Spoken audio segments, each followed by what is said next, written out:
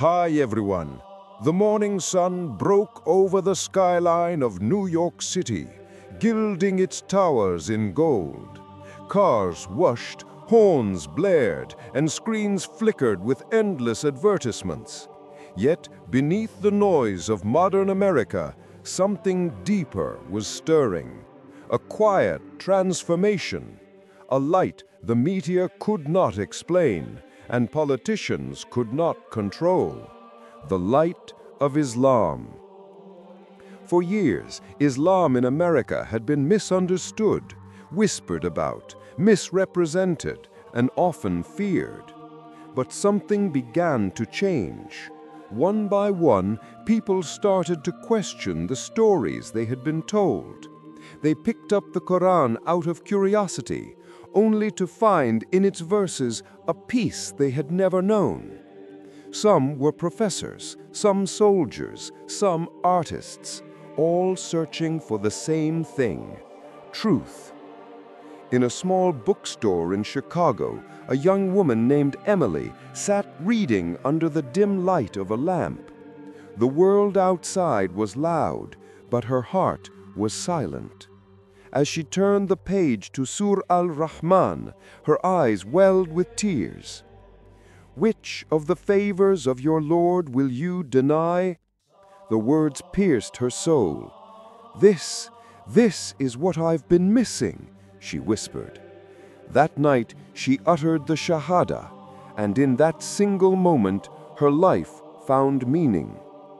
Soon, stories like Emily's multiplied. From the crowded neighborhoods of Detroit to the calm suburbs of Texas, mosques began to overflow. Friday prayers filled streets once known for nightclubs and neon lights. Even the media couldn't ignore it anymore. The New York Times ran a headline: "Faith Rising. Millions of Americans embrace Islam." Sociologists called it the Quiet Revolution. But for those who experienced it, it wasn't quiet at all. It was like the sound of 1,000 hearts awakening after a long, restless sleep. In one mosque in the outskirts of Los Angeles, Imam Yusuf looked over the congregation during Jumu'ah. Faces of every race and color stood shoulder to shoulder, white, black, Hispanic, Asian, all united in prayer. Tears streamed down his face as he raised his hands and whispered, This is the real America, a nation that has finally found its way back to God." Harvard, Yale, Stanford, the temples of reason in modern America. For decades, these universities had been homes to skepticism, where faith was often seen as weakness and science as the only God. Yet even in those halls of logic and philosophy, something unexpected began to bloom: curiosity about Islam. It began quietly. A few students attended an interfaith talk hosted by the Muslim Students Association. They came out shaken, not by fear, but by beauty. The discussion wasn't about war, politics, or stereotypes. It was about peace, purpose, and the nature of the human soul.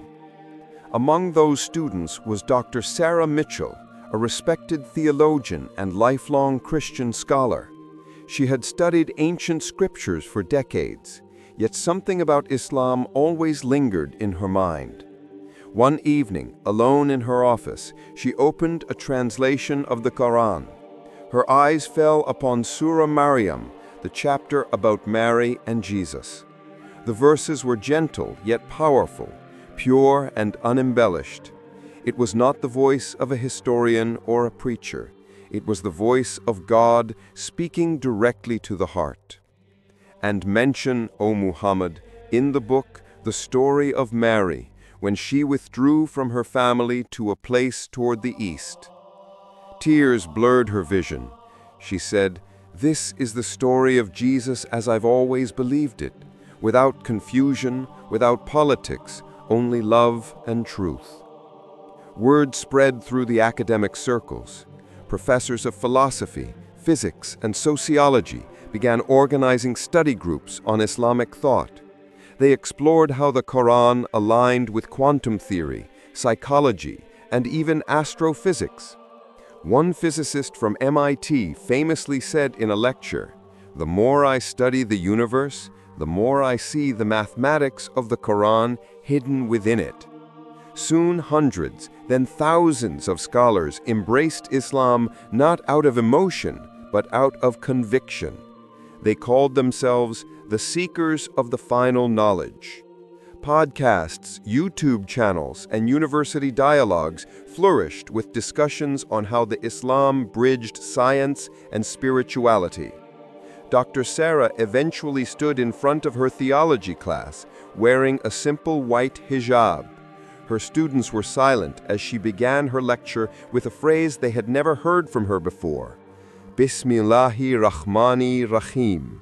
In the name of God, the most compassionate, the most merciful.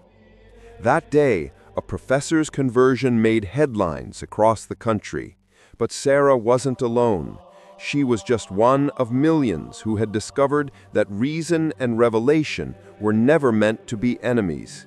They were, in truth, two halves of the same divine light. The media tried to ignore it at first, but when major cities like Houston, Chicago, and Los Angeles began reporting entire neighborhoods embracing Islam, silence was no longer an option.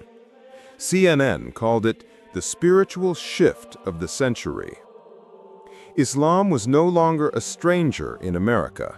It was a living, breathing part of its culture in art, music, food, and language. Halal food trucks lined New York's avenues. Rappers quoted Quranic verses in their lyrics. High schools began offering Islamic history courses. Then came the unexpected. Politics began to change. A new wave of leaders emerged, people who prayed before debates, who spoke not of power but of justice. Some were converts. Others were children of Muslim immigrants who now stood at the heart of the government. One senator, formerly a devout atheist, told reporters, "Islam taught me that leadership isn't about control, it's about accountability before God." The American social landscape began to shift. Crime rates dropped in newly Muslim-majority cities. Charitable giving surged. Homeless shelters were run by mosques, not corporations. For the first time in decades, unity didn't come from slogans, it came from faith. And yet, this movement wasn't about overthrowing the system or creating division.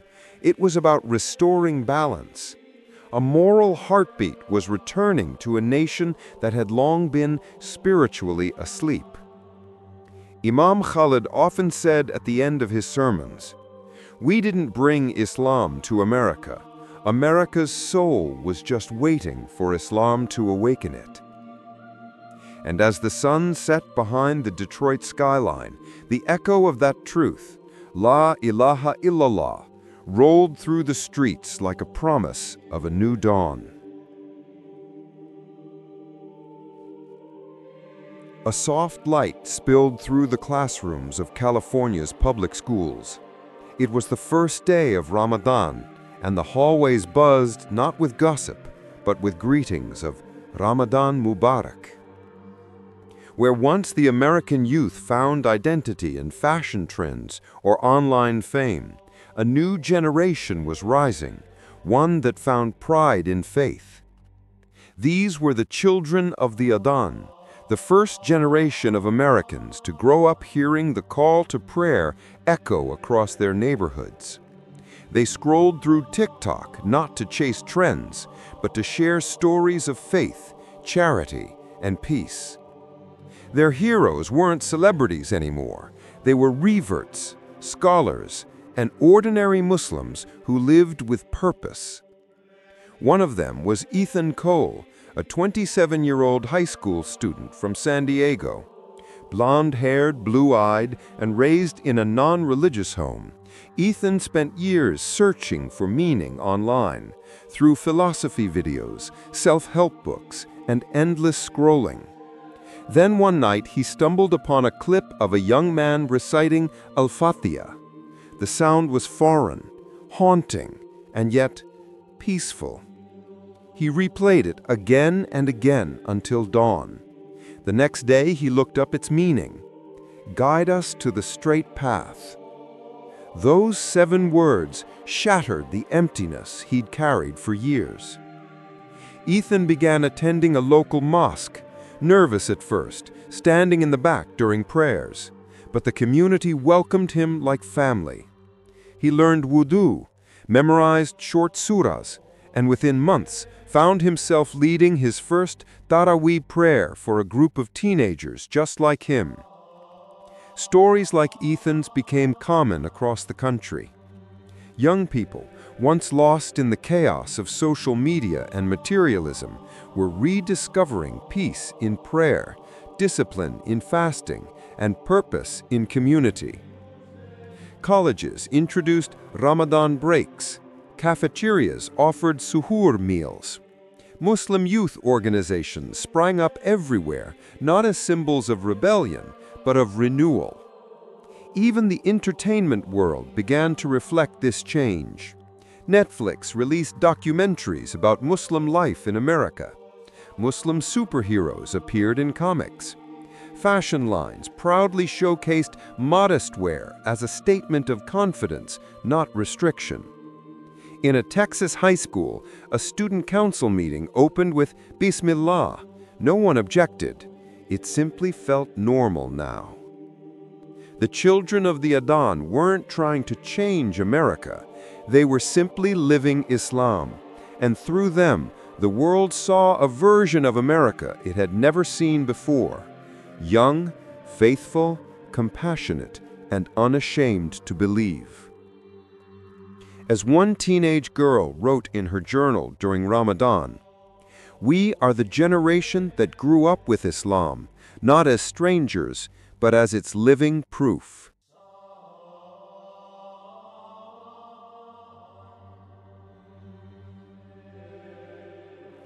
The year was 2040. The skyline of Washington, D.C. glimmered under a golden sunrise, and the sound that once only echoed from mosques now filled the entire nation.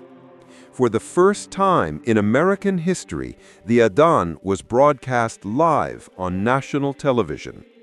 It wasn't a political statement. It wasn't a demand. It was simply peace. Cars stopped on the highways. Office workers paused mid-email. Families at home turned up the volume, listening to words that felt older than time itself. Allahu Akbar. Some wept, some smiled, and some simply stood still, letting the sound wash over them. In that moment, America, a nation once divided by politics, color, and creed, stood united in silence. Islam was no longer a curiosity or a movement. It had become the heartbeat of the nation. 50 million Muslims, born, raised, and reverts alike, lived side by side with their neighbors, not in conflict, but in cooperation. Mosques and churches worked together to feed the poor. Cities once haunted by crime were now lit by charity. Where greed had reigned, gratitude took its place. Where confusion once ruled, clarity returned. In the White House, President Amina Rahman, the country's first Muslim woman leader, addressed the nation during Eid al-Fitr. Her words carried the weight of history. We are not witnessing the fall of an old America. We are witnessing the birth of a better one, guided not by division, but by the light of faith and justice. From the deserts of Arizona to the skyscrapers of New York, Islam had done what no political system could, healed the soul of a restless people. The Quran was now studied in schools not as foreign scripture, but as a part of human civilization. Arabic calligraphy adorned art galleries. Mosques stood beside synagogues and cathedrals, symbols not of competition, but of coexistence. At sunset, Imam Yusuf, now an old man, stood once more at his mosque in Chicago, the same mosque where decades earlier he had watched the first wave of new Muslims pray shoulder to shoulder. He gazed at the crowd, a sea of faces of every race and background, and tears filled his eyes. He whispered, "We planted seeds of faith in a land of confusion, and by Allah's will, they grew into a forest of light."